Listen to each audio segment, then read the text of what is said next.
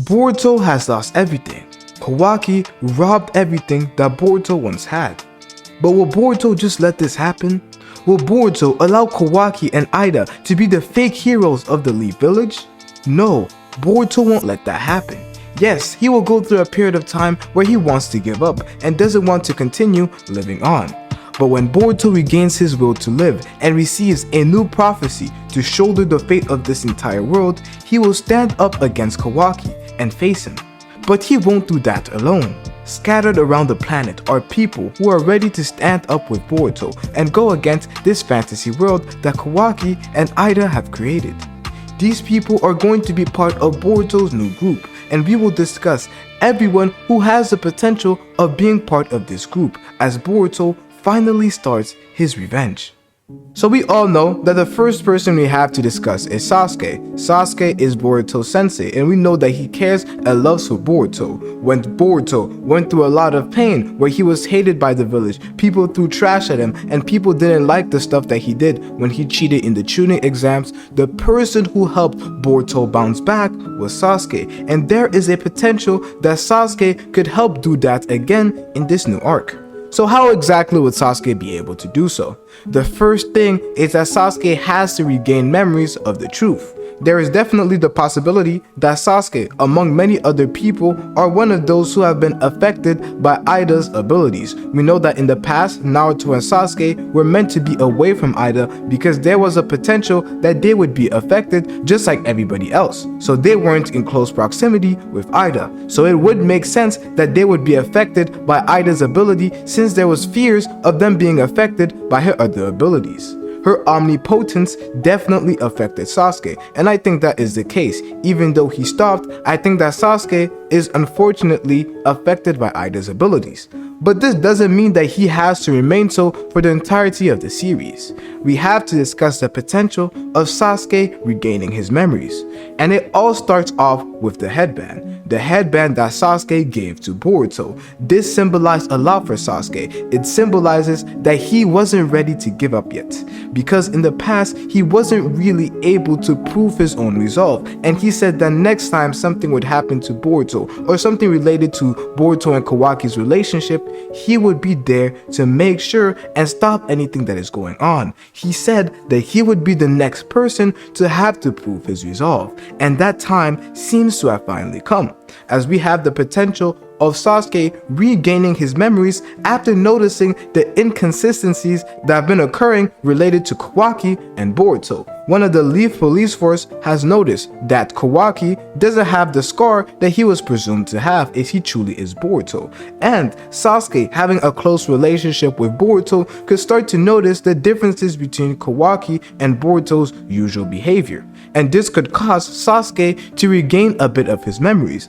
And this is how I potentially see Sasuke giving Boruto his clothes and his sword so that he would never forget Boruto in the future. He might give Boruto his clothes, his sword, and might train him and then leave, and just out of the fear that he could potentially forget about the times that he has spent with Boruto and that his memories could be changed in the future, he would give him his clothes, symbolizing their relationship. And whenever he would see the clothes that Boruto now has, he would say, okay, yeah, these are my clothes, this is the person I am meant to believe in, because this is the person I have trained for all these years, this is my student Boruto. And if he sees that Kawaki doesn't have these clothes, then he would know that, yeah, this isn't the real Boruto, this isn't the real Kawaki, something has really happened, something has been reversed. This is what Sasuke could do after he regains his memories to make sure that his memories never get tampered with, and if it does happen in the future, he would know that something is off. But Sasuke actually finding out the truth about everything that is happening could end up being a bad thing, because if Sasuke finds out the truth and immediately starts supporting Boruto and wants to go against Kawaki, it might just lead to his death. Because right now, and no matter who goes on their side, just because we have Ida, Damien, and Kawaki, and now the rest of the Leaf Force, anybody who stands with Boruto could potentially run the risk of dying, as everybody is against Boruto, the person who has killed the Hokage. So if you ally yourself with Boruto, then it would be a treasonous act. You would be seen as allying with a person who assassinated the Hokage, and that just wouldn't stick, especially for a person like Sasuke, who has done a lot of bad stuff in the past, and not everybody in the Leaf is still on board with Sasuke being there. A lot of people still resent Sasuke for his previous actions.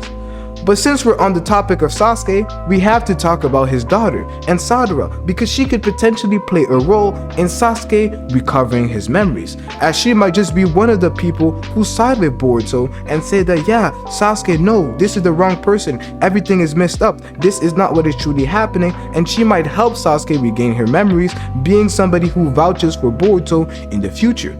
We could also have a scene where Sarada potentially uses some genjutsu on Sasuke and tells him everything that happened, a bit like Itachi after he revealed the truth about the Uchiha massacre to Sasuke. This could potentially happen with Sarada revealing the truth about what happened and what Ida is currently doing, because as we have been shown before, Sarada is going to be one of the people who will be going against Ida and who truly stands a chance. Sarada has been foreshadowed to be the one to end up beating Ida or defeating her just because she isn't affected. But this also means that Sarada has to face a difficult decision. She will have to make the choice of siding with Boruto, and if she sides with Boruto, as I have said, she is going against the village. She is doing a treasonous act because they believe that she is siding with an assassin, with a person who killed the Hokage. And if she does so, she can forget about ever becoming the Hokage in the future. We know that Sarada's dream is to become the Hokage. She wants to have a similar position to Naruto in the future, but if she does so and chooses to do something like that, it would be an act of treason if she was to side with Boruto. So she'll either have to choose, will I be the Hokage in the future, or will I side for the truth? Would I side with the person I love, or will I go for my own goals? Do I side with the truth, or do I side with what makes sure that my intentions and my goals end up coming to fruition? And I don't know what will happen, to be honest. Personally, obviously, we know that Sarada loves Boruto and everything like that, but I could definitely see her stay in the village and maybe just have to side with the village. There is a possibility of it happening. It's not really in her character though, because she's a person who wants justice to happen. So there's really a possibility that she might help Boruto in the future. And she has to watch out for Kawaki, as Kawaki is not supposed to figure out that she is unaffected. We can't have people like Sarada who are unaffected be found out by people like Ida or Damien, because the only reason they were allowed to be so close with Ida was because they were presumed to be affected. All those who are presumed to not be affected, we have Damien, who is consistently watching them. That's why Damien, Kawaki, and Boruto were always together, because there was a possibility that they could go and harm Ida. This is why she plays a big role in the future, as she is one of the only people who could stand a chance of defeating Ida, because she is unaffected. But now that also brings a lot of questions. Why is she unaffected? There are a number of theories that come in. The first theory that I used to think this was a perfect explanation, and it does align with a lot of the core themes of Boruto, but now I kind of second guess it.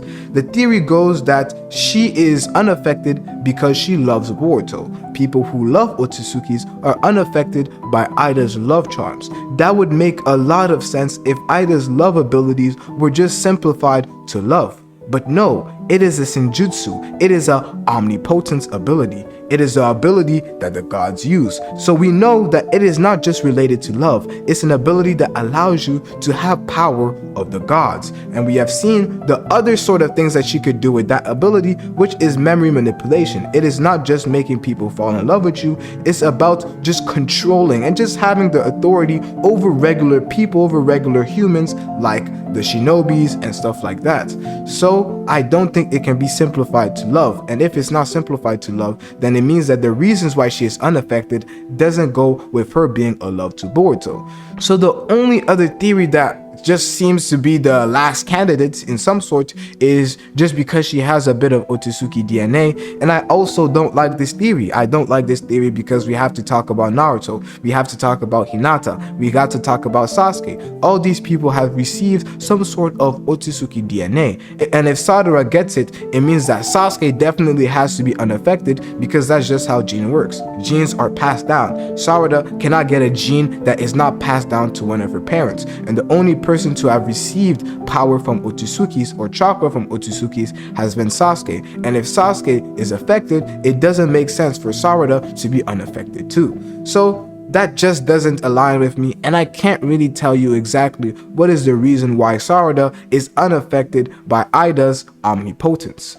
But it still doesn't remove the claim that those who are unaffected will play a big role in the future. And since we are talking about those who are unaffected, we have to talk about the other member of this team, which could be Sumire. Since we're talking about those who are unaffected, we have to talk about her, because alongside Sarada, Sumire is the only other person who really has the highest chance of being unaffected, because she was unaffected by Ida's previous abilities. So it definitely means that she has to be unaffected by this one, because we all know that Ida's ability comes from the omnipotence. So if the omnipotence didn't work when it was love related, it probably won't work when it is memory manipulated. Sumire is probably not affected. This is what I would go with. So since she is not affected, why is that the case? Why is Sumire not affected? The only theory again is that she has some type of connection to the Otsutsuki's. We know that in the past we have talked about Nue being one of Kaguya's remnants or something related to that. I don't remember exactly what happened, but I really still don't really lean onto that idea. It's very confusing. I really want to see and understand maybe in the future. I don't know, maybe they'll tell us now, maybe in the time skip, but I really want to know exactly why Sarada and Sumire are those who are unaffected. But it just means again they will play a big role in the future. So Sumire, she's definitely going to be a character that sticks. And since we're talking about her being a character that sticks around for the long run, what role would she play? And this is where I come up with my own personal theory about what she may be doing. Because she has a potential of being part of Boruto's squad, I don't necessarily seeing her being around Boruto consistently after he regains the hope of living and wants to stop Kawaki and Ida and wants to be his prophecy. I don't think that's her goal, to stay near Boruto and do whatever. I think she will play the role of a spy, a bit like what she is doing with Amato. She's staying near Amato, helping him out, but still gathering a bit of information. What is Amato up to? What is he trying to do? This is the role that Sumire is playing, making sure Amato is under check. And I think that she could play a similar role where everybody thinks that she's affected. She's just a regular citizen, a regular shinobi. But she is actually a spy, working for Boruto, helping in the shadows in some sense, and making sure Boruto still has some sort of information about the Leaf Village while he's away. So I definitely think that she would be helpful in the future. That's how I would play it down. But so the next person we have to discuss is a person that has been oddly linked to Boruto. I didn't understand why, but after a bit more research, I understand why people want to see this collaboration. And this collaboration and teamwork is one between Code and Boruto. A lot of people want to see Code and Boruto teaming up. This does make a lot of sense. Both of them were robbed by Kawaki. Code lost his team and Ida to Kawaki, and Boruto lost everything to Kawaki. Kawaki both robbed them, but them teaming up together all really depends on if Code is affected by Ida's ability. We already know that Code was affected by her visibility and her love ability, so it would also mean that there's a strong likelihood that he should be affected by Ida's memory manipulation. That is a possibility. And so we have to discuss where exactly Code is, because as we see, it does seem to be limited only to Earth and only to the parts on Earth. And we know that Code is not on Earth. So this is the only explanation. I don't really know if Code is affected or not. It's not really clear, but the only explanation would be for those. Let me give you some arguments. So if you're trying to say that Code is not affected, you would lean more off the understanding that he's in a different dimension. And since he's in a different dimension, he probably isn't affected by Ida's ability, since it seems like the radius was only stuff related to Earth. But on the other side, people could say that no, Ida was able to use her Sharingan or her Sarengan, whatever you want to pronounce it. She was able to use that ability and track down Code's movements. So it could mean that her potential other abilities could also work on Code. I don't necessarily see if this is the best argument, but you could go off that. Personally, do I think that they would work together? No. I personally can't see and don't even like the idea of Code and Boruto working together, because we have to remember their goals. Boruto doesn't want to discard of this whole planet. He wants to save it, but Code wants to get rid of this entire planet. He wants to plant a chakra fruit, and what happens when you plant a chakra fruit? It destroys the planet and creates a fruit for you that you can eat. And due to their goals basically not making sense, the only thing that makes sense is that they might have Kawaki as the enemy, but at the end of the day, what they want to accomplish is different and they don't align. One leads to the protection of the earth and the planet, and the other leads to its destruction. So I personally don't think that their collaboration could ever work, so they won't team up in my personal opinion.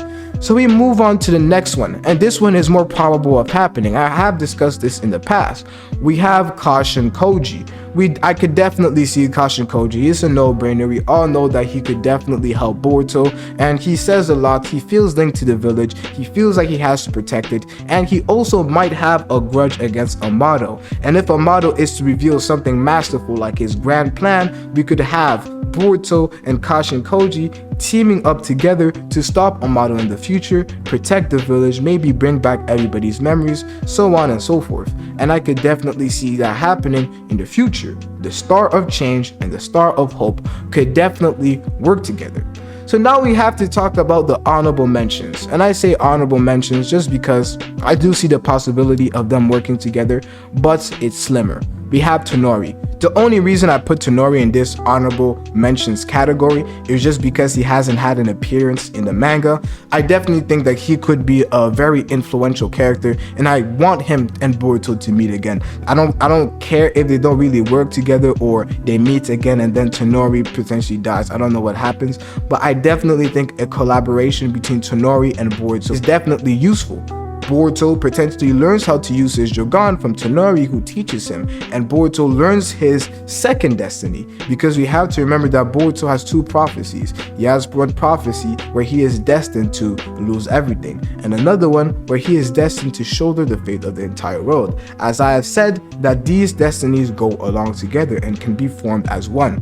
Boruto will lose everything, but will have to shoulder the fate of the entire world. I could definitely see a collaboration between Tonori, some type of teamwork. It doesn't have to last too long, but I could definitely see it happening. And the next one is Momoshiki. And the reason why I say Momoshiki is, let's say the possibility that Boruto just goes by himself. He goes rogue by himself through the aid of Momoshiki. We have Momoshiki who told Boruto that he has to leave. If he wants to survive, he has to leave the village. So Momoshiki could tell Boruto to leave the village. They go away, and Momoshiki a bit trains Boruto. He has to train Boruto in a way that Boruto could survive, because he says he will never let Boruto die again. So I could definitely see them working off the alliance of making sure that Boruto stays in power, making sure that Boruto just doesn't die in the future. So that's the main premise in where I could see Momoshiki and Boruto working in the future. But the true question at the end of the day is, will Boruto go on his revenge arc?